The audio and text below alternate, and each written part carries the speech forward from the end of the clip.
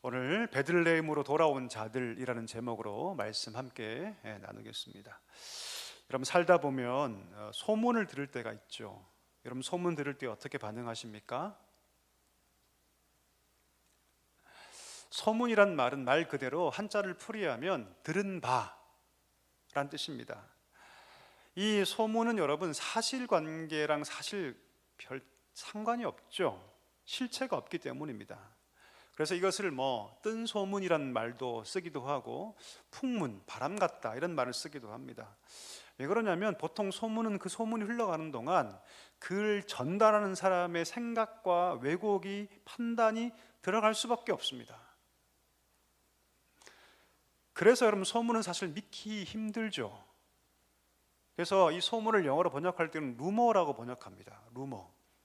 소문과 루머는 어감이 완전 다르죠. 서양에서는 여러분 이 소문을 굉장히 부정적으로 평가합니다. 그래서 사실 직역하면 뜬 소문 혹은 유언비어 이렇게 우리가 해석할 수 있어요.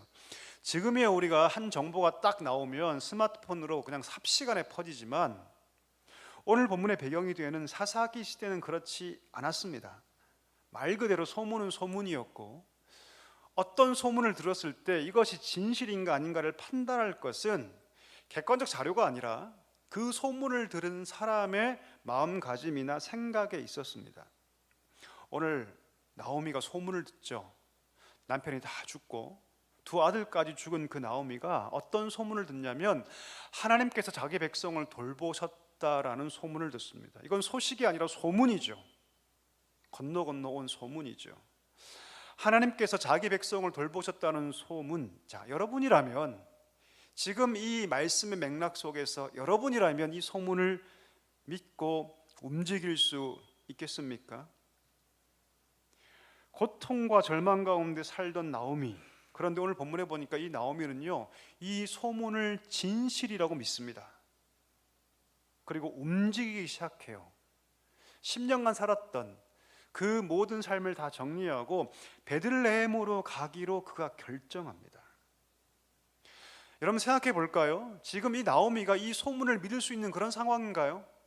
아니죠. 그렇지 않습니다. 왜요? 모압에서 남편과 두 아들이 다 죽었어요. 비참하기 짝이 없습니다. 이 모압에서 하나님이 자기 삶을 돌보셨다라고 전혀 생각할 수 없는 그런 상황이죠. 고통의 상황 가운데 하나님 자신을 방관하신 거잖아요. 나를 돌보지 않으셨던 거잖아요. 이 베들레헴, 그 베들레헴에서 아무리 하나님께 자기 백성을 돌보셨다고 소문이 들려오고 있지만 눈으로 본 것입니까? 영상으로 본 것입니까? 누군가 유튜브로 생중계했나요? 아니죠. 그렇지 않습니다. 본 게 아니죠. 더군다나 이 모압 땅에서 하나님은 이 나오미에게 너무도 가혹하셨죠. 그렇게 믿었던 남편과 두 아들이 다 죽을 때 하나님은 그녀에게 아무것도 하지 않으셨습니다. 자, 그런데 어떻게 회복의 하나님을 믿을 수 있나요? 아무리 소문이 좋게 들려오지만 어떻게 그 소문 믿을 수 있나요? 아니, 하나님께서 이 모압 땅에서 나한테 아무것도 하신 것이 없는데 남편도 죽고 아들도 다 죽어버리고 고통 속에서 하루하루 그냥 살고 있는데 그 소식으로 내가 움직일 수 있다? 과연 그것이 가능할까요, 여러분? 그런데 오늘 본문에 보니까 나오미는 그 소식을 진리로 믿습니다. 그리고 움직이기 시작하죠. 10년 넘는 모압의 삶을 다 청산하고 원래 자리로 돌아가기 위해서 이 모압 나오미가 몸부림을 칩니다. 오늘 본문에 보니까 일어났다라는 표현이 있죠. 여러분 이 단어는요, 보통 구약에서 어떤 맥락에 쓰냐면 하나님께서 그 백성을 향하여 각성시키실 때, 대표적으로 이사야 60장 1절 말씀이죠. 일어나라, 빛을 발하라. 이는 내 빛이 이르렀고 여호와의 영광이 너 위에 임하였기 때문에 일어나라 말씀하실 때 이 단어예요. 자, 그러니까 지금 나오미가 일어난 것은 누구를 향해서? 여호와를 향해서요. 그 땅을 향해서가 아니죠. 양식을 향해서가 아니죠. 누구를 향해서요? 여호와를 향해서. 내가 과거에는 하나님을 잊어버리고 이 불신의 땅에 먹고 살기 위해서 들어왔지만 그 땅을 떨쳐버리고 일어나는 거예요. 누구를 향해서요? 하나님을 향해서. 비록 이 땅 속에서 내가 남편을 잃어버리고 두 아들을 여의었지만 내가 이 땅에서 당하는 고통은 내 죄로 말미암은 것일 뿐, 이제 내가 과거에 나와 뭐 하겠다? 결별하겠다. 그리고 누구에게 돌아가겠다? 하나님께 돌아가겠다. 하나님이 그 땅에 양식을 주시고 그들을 돌보셨다는 그 소식을 듣고, 내가 비록 비참한 삶에 있지만 이 삶은 하나님으로부터 비롯된 것이 아니라 내 죄로 말미암은 것이고, 내 인생의 흉년을 바꾸실 이는 하나님밖에 없다. 할렐루야. 이 믿음을 가지고 그가 지금 일어나 돌이키고 있는 것이죠. 그 영적 암흑의 땅에도 하나님께서 양식을 주고 회복을 주셨다면, 나, 영적 흉년을 살고 있는 나에게도 하나님께서 회복을 주실 것을 그가 믿었기 때문입니다. 여러분, 하나님은요, 사실 이 나오미를 부르고 계신 거예요. 여러분 믿으십니까? 예. 우리가 나오미 입장에서는 그 나오미의 믿음을 칭찬할 수 있겠지만, 그러나 하나님의 관점에서 보면 누구를 부르시는 거예요? 하나님께서 나오미를 부르시는 거예요. 소문을 읽고 소문을 연결시켜서 오늘 하나님께서 이 가련한 여인을 부르고 계시는 거죠. 여러분 생각해 볼까요? 우리 마음이 무너지고 삶이 고통 속에 있을 때 우리가 자력으로 하나님께 나아갈 수 있나요? 아니요, 없습니다. 거의 없어요. 누가 부르셨기 때문에? 하나님이 우리를 부르셨기 때문에. 하나님을 급속도로 떠난 우리를 부르시고 이끌어 주셔야지만 우리가 돌아갈 수 있습니다. 이거 기억하셔야 됩니다. 반드시. 내가 잘나서, 내가 결정해서, 내 마음에 어떤 것이 발동해서 내가 하나님께 돌아올 수 있었다, 아니에요. 사실 그 이면을 깊이 보면 하나님께서 우리를 부르셨기 때문입니다. 요한복음 6장 44절에 이렇게 얘기를 하죠. 나에게 보내신 이 아버지께서 이끌지 않으시면 어느 누구도 내게 올 수 없다라고 예수님께서 말씀하세요. 나오미는 모압 땅으로 돌아갔죠. 하나님 저버렸죠. 그렇게 10년을 살아갔죠. 하지만 하나님은 여러분, 나오미를 잊지 않으셨다는 것이죠. 소문과 소문을 연결시켜서 결국 그 비참하게 살아가던 나오미에게 그 소문을 듣게 하시고 하나님께서 그 나오미를 불러주셨던 것입니다.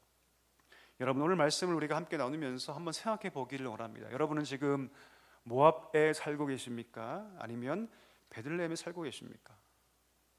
우리 한번 생각해 볼까요? 내 삶의 자리는 지금 어디일까? 나는 지금 모압에 살고 있는가? 베들레헴에 살고 있는가? 하나님 말씀과 아무 상관없이 내 경험과 내 생각과 욕심과 판단을 앞세워 살고 있다면 거기는 여러분, 설령 내가 사랑교회에 매일 출석하고 교회에서 가장 가까운 데 산다 할지라도 거긴 모압이죠. 거긴 모압입니다. 눈을 뜨고 있고 귀는 열려 있지만 하나님의 역사를 보지 못하고 말씀을 듣지 못하고 있다면 거기는 여러분 모압이에요. 모압입니다. 내 이름표에는 그리스도인이라는 이름표가 붙여 있고 평생을 내가 신앙생활을 했다 할지라도 하나님 보이지 않고 하나님 역사를 따라 살지 못하고 있다면 거긴 모압입니다. 화려한 조명은 있겠죠. 예, 좋은 차를 탈 수는 있습니다. 여러분, 좋은 집에 살 수도 있어요. 화려한 삶을 영위할 수는 있겠지만 거긴 뭐가 보이지 않습니까? 생명의 역사가 보이지 않습니다. 빛이 보이지 않아요. 그러니 거기는 암흑의 땅이죠. 그곳에서 어떻게 우리가 돌아올 수 있습니까? 하나님께서 눈을 뜨게 해주셔야지만 볼 수 있습니다. 여러분, 요한복음 1장 5절에 보니까 이런 말씀이 있죠. 빛이 어두움에 비치되 그 어둠이 깨닫지 못하더라. 아무리 그 어두움에 빛이 비춰도 그 어둠이 깨닫지 못하고 있는 거예요. 왜 예수님께서 우리 가운데 오셔야만 했습니까? 우리의 영적 눈을 뜨게 하기 위해서. 주님이 이렇게 뜨게 하지 않고서는 우리가 그리스도를 믿을 수 없기 때문에 그 눈을 뜨게 하시고자 이 땅 가운데 친히 우리가 볼 수 있는 모습으로 오셨고 볼 수 있게 돌아가셨고 볼 수 있게 부활하셨다라는 것이죠. 여러분, 하나님께서 그렇게 그 과정을 통해서 저와 여러분을 선택해 주신 줄 믿습니다. 우리가 그 은혜 가운데 십자가의 복음을 들었고 믿음을 가지게 되었고 진리가 무엇인가 알게 되었어요. 아, 이 세상이 전부가 아니구나.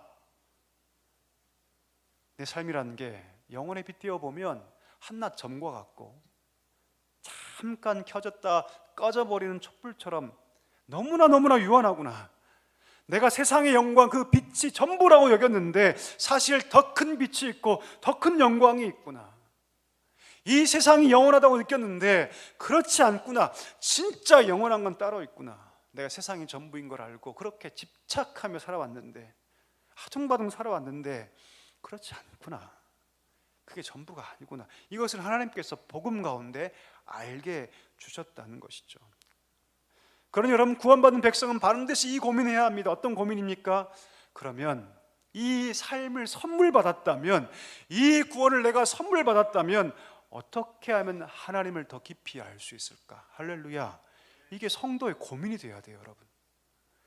어떻게 돈 많이 벌 수 있을까? 어떻게 떵떵거리며 살 수 있을까? 어떻게 성공할 수 있을까가 아니라 어떻게 하면 내 삶 속에서 더 하나님을 깊이 발견하고, 어떻게 하면 내 삶 가운데서 하나님의 뜻과 계획을 발견하여서 내 삶이 하나님이 원하시고 기뻐하는 삶을 살 수 있을까?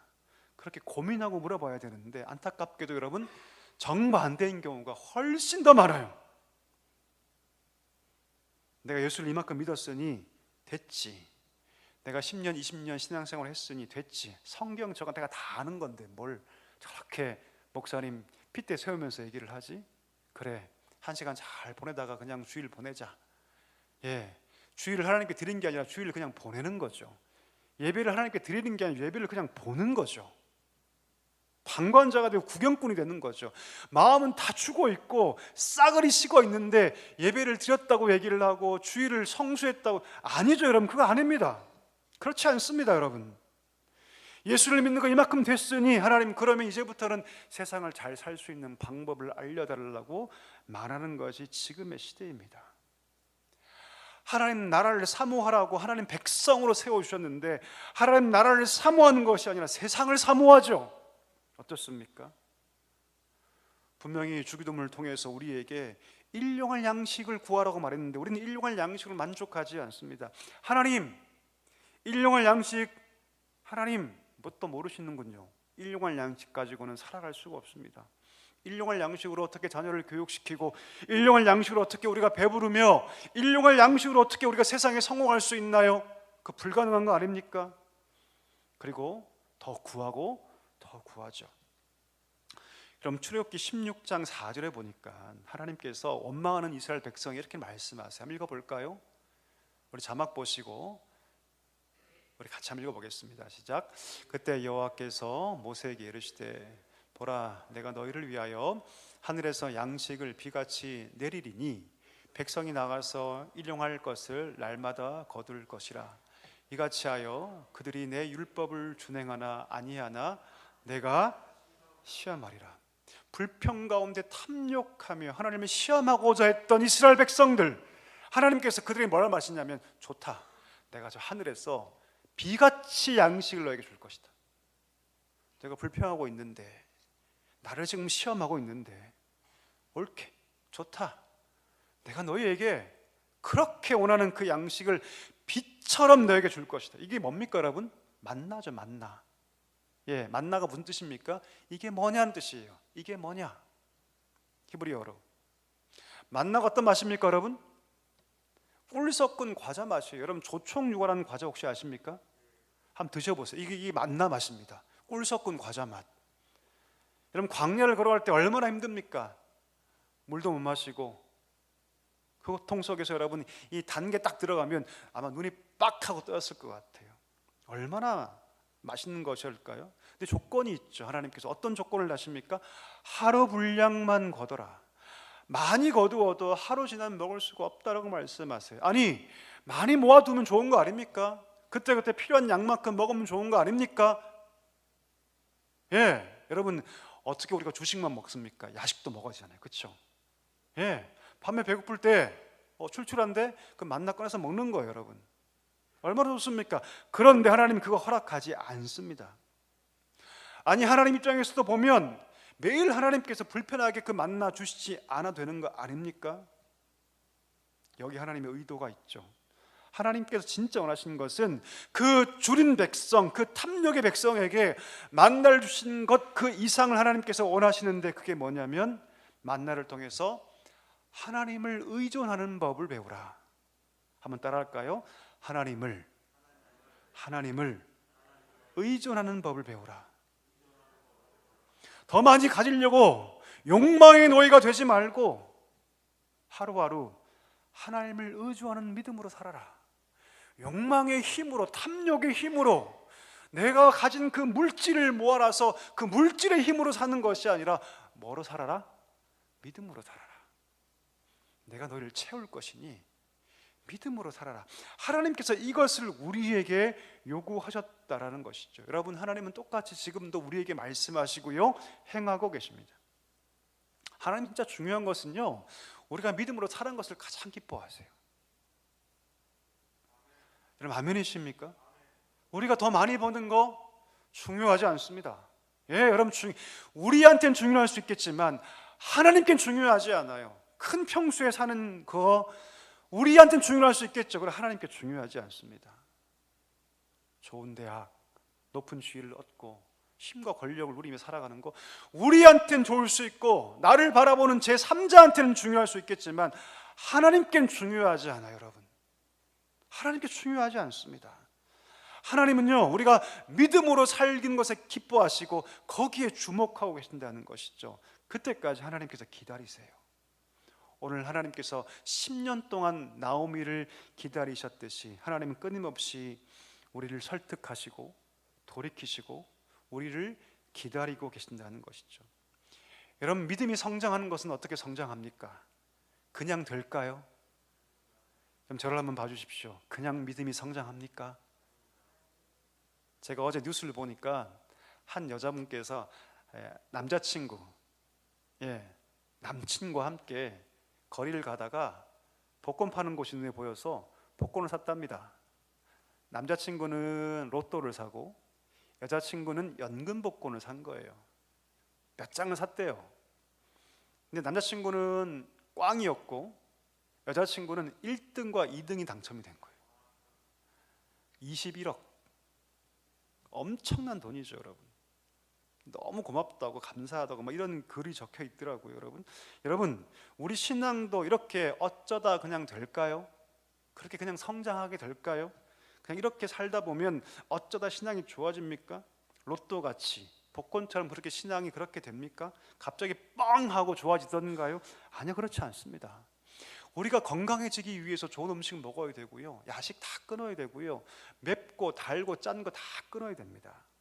우리가 건강하기 위해서 우리가 운동해야 합니다.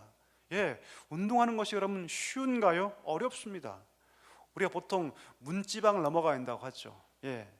저는 자전거 타는데 이 문지방령이라는 게 고개를 뜻하지 않습니까? 가장 높은 고개가 한계령도 아니고 미시령도 아니고 뭐다? 문지방령이에요. 문지방령. 거기만 넘으면 됩니다. 그런 말을 많이 하지 않습니까? 우리가 건강해지기 위해서 여러분 이런 노력하지 않으면 절대로 건강해지지 않습니다. 신앙과 똑같아요, 여러분. 신앙의 성장은 복권처럼 어느 순간 주어지지 않습니다. 이것을 기억해야 합니다. 반드시 하나님께 대한 순종과 헌신이 필요합니다.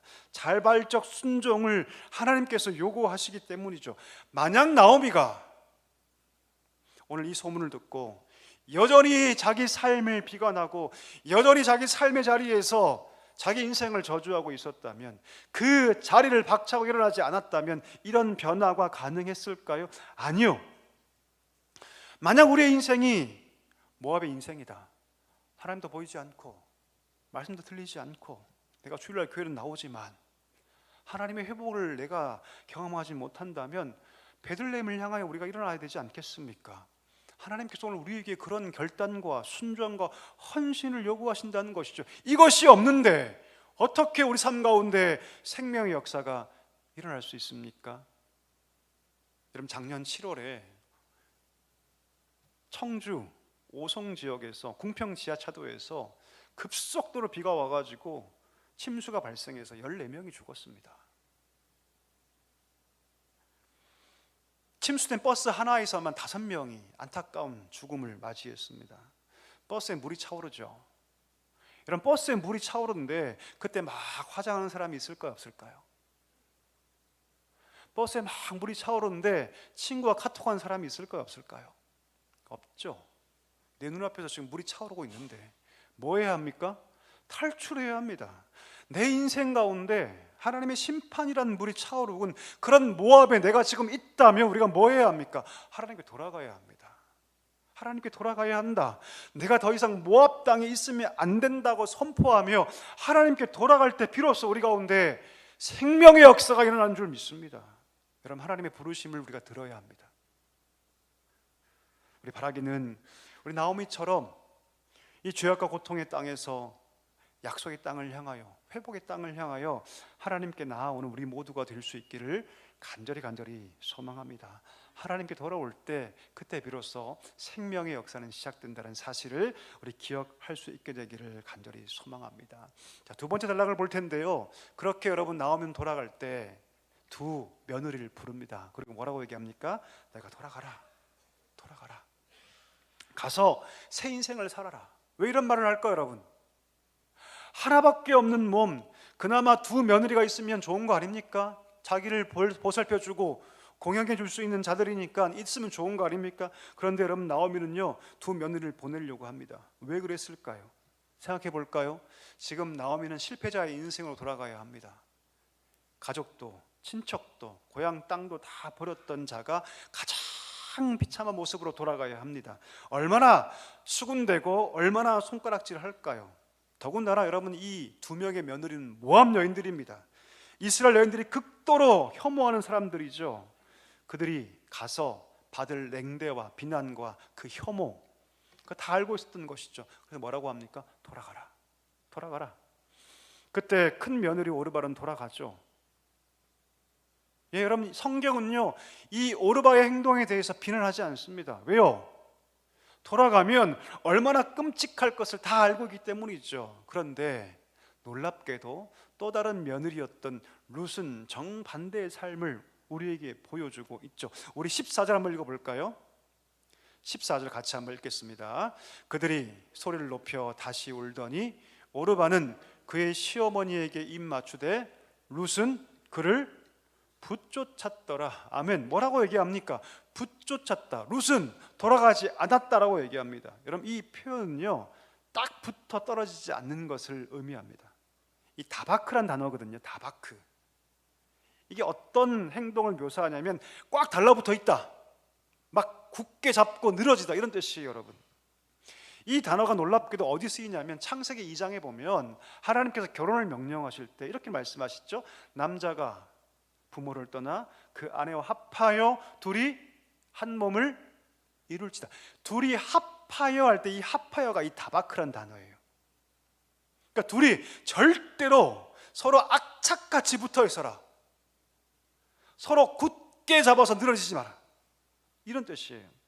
이 단어를 룻계의 맥락에서 우리가 해석하면 이렇게 해석할 수 있죠. 룻은 그저 어머니와 함께 달라붙어 있겠습니다, 이 뜻이 아니에요. 그런 말을 하는 게 아닙니다. 오늘 룻은 누구를 선택하냐면 여호와를 선택해요. 하나님을 선택합니다. 놀랍지 않습니까, 여러분? 이방 여인이 어떻게 하나님의 그 언약 백성의 길을 가기로 결단할 수 있습니까? 어떻게 그게 가능할까요, 여러분? 그가 했던 16절 고백을 통해서 우리가 그 답을 찾을 수 있는데요. 한번 읽어볼까요? 띄워주시죠. 같이 읽습니다. 16절 말씀. 룻이 이르되 내게 어머니를 떠나며 어머니를 따르지 말고 돌아가라. 강권하지 마옵소서. 어머니께서 가시는 곳에 나도 가고 어머니께서 머무시는 곳에서 나도 머물겠나이다. 어머니의 백성이 나의 백성이 되고 어머니의 하나님이 나의 하나님이 되실 것이다. 할렐루야. 내가 붙어 있겠습니다. 당신에게가 아니라 누구에게요, 여러분? 하나님께 붙어 있겠습니다. 룻은 여러분 베들레헴에 갈 이유가 1도 없어요. 미래가 너무나 불투명합니다. 이방 여인의 처지로서 남편 없는 고생의 길을 걸어가야 합니다. 그런데 룻은요 삶의 환경보다 여건보다 뭘 붙잡냐면 시어머니와 더불어서 언약의 하나님을 붙잡고 있다는 것이죠. 하나님이 이 믿음에 반응하세요. 결국 룻은 새로운 남편 보아스를 통해서 오벳을 낳고 오벳은 이새를 낳고 이새는 다윗을 낳고 다윗의 후손을 통해서 누가 오십니까? 그리스도가 오세요. 그리고 오늘 이 룻은 하나님의 구원 역사의 통로가 된 것이죠. 오늘 말씀을 통해서 하나님 우리에게 무엇을 말씀하십니까? 언약 백성이 얼마나 복된 것인가, 이것을 우리에게 말씀하고 있다는 것이죠. 언약 백성이라면 너희가 언약 백성답게 살아라. 내가 너희를 언약 백성으로 불렀으니 세상에 기웃거리지 말고 모압을 추앙하지 말고 하나님 붙잡아라. 다바크, 하나님 붙잡아라. 어떤 상황에도 다바크, 하나님 붙잡아라. 그 언약에 하나님 붙잡으면 너희가 산다라고 오늘 말씀하고 있다는 것이죠. 여러분 잠언 16장 25절에 보니까 이런 표현이 있습니다. 어떤 길은 사람이 보기에는 바르나 필경은 사막의 길이니라. 이 필경이 여러분 영어 번역으로 보니까 it's end예요. 다시 말하면 그 길은, 그 길의 끝은, 이런 뜻입니다. 그게 뭐라고요 여러분? 사망이라고요. 어떤 사람이 길을 갑니다. 내가 볼 때 좋은 길이에요. 옳은 길처럼 보입니다. 이 길 가면 성공할 것 같고 보이고, 이 길 가면 다 잘 될 것처럼 보여요. 근데 그 마지막 갔더니 거기가 지옥이고 거기가 사망이고 거기가 죽음이라면 얼마나 여러분 우리가 절망스럽겠습니까? 내가 내 중심으로 판단하고 내가 내 중심으로 생각하며 이 길이 좋다고 바르다고 말하지만 거기에 하나님이 없다면 그 끝은 it's end, 그 마지막은 여러분 뭐라고요? 사망이라고요. 사망. 이것을 우리가 알아야 합니다. 여러분 성도는요, 그래서 하나님께 달라붙어 있어야 합니다. 아멘이십니까? 포도나무 비유를 아시죠? 우리는요 주님 떠나서 아무것도 할 수 없습니다. 그 가지가 나무에 완전하게 붙어 있을 때 양분을 얻고 열매를 많이 맺는 것과 똑같이 하나님 떠나서는 우리가 아무것도 할 수 없다는 사실을 우리가 알아야 한다는 것이죠. 여러분 오늘 룻은요 이방 여인이지만 하나님께 나옵니다. 그리고 다바크, 하나님 붙잡죠. 예, 견고하게 붙잡습니다. 그가 감내해야 할 모든 고통과 멸시와 조롱 아랑곳하지 않습니다. 여호와께 돌아오죠. 오늘 본문에 보니까 나오미가 돌아온 것처럼 보이지만 진짜 돌아온 사람은요 누굽니까? 룻이죠. 말씀을 정리하기를 원하는데 여러분 우리는요 하나님의 부르심을 따라서 베들레헴으로 돌아온 자들입니다. 그러면 우리가 누굴 붙잡아야 합니까? 하나님 붙잡아야 할 줄 믿습니다. 어떤 삶의 위기를 여러분 경험하고 있습니까? 몸이 아프십니까? 자녀가 속색입니까 여러분? 아무리 두드리고 아무리 기도해도 응답되지 않는 삶의 현실이 여러분 가운데 있습니까? 그럴 때일수록 누구를 붙잡아야 합니까? 하나님을 붙잡아야 할 줄 믿습니다. 다바크를 기억하십시오 여러분. 내가 하나님 붙잡겠다. 내가 그를 붙잡겠다. 우리가 하나님 붙잡을 때 하나님께서 우리 가운데 그 언약의 복을 허락하실 줄 믿습니다. 이 말씀을 들은 모든 성도들에게 이 은혜가, 이 언약의 복을 경험하는 축복이 충만하게 넘치시기를 간절히 소망합니다.